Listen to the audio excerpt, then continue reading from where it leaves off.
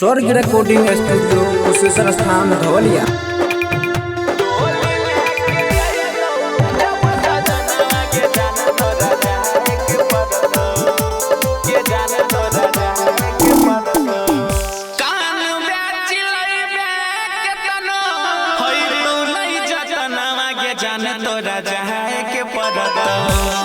जाने तोरा जहाए के पड़त डोली लेके अइतो जब सजनवा के जाने तोरा जहाए के पड़त डोली लेके अइतो जब सजनवा के जाने तोरा जहाए के पड़त कान बेटी लइए के तना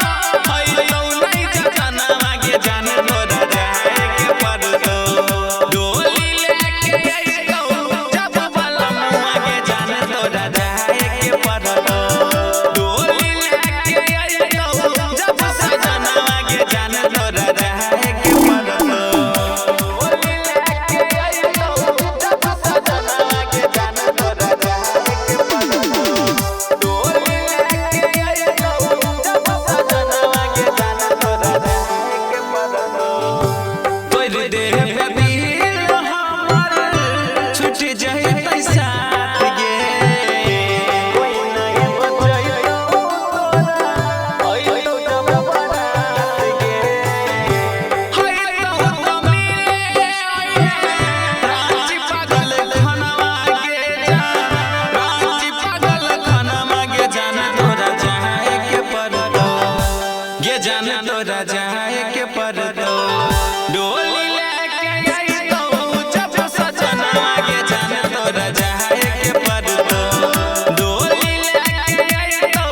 जब सजनवा के जान तोरा जहाए के पड़तो कान बेटी लइए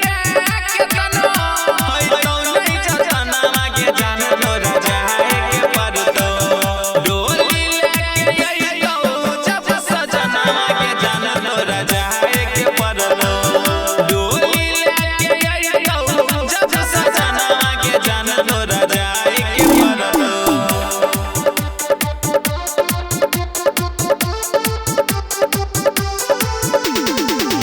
डोली लेके अइतो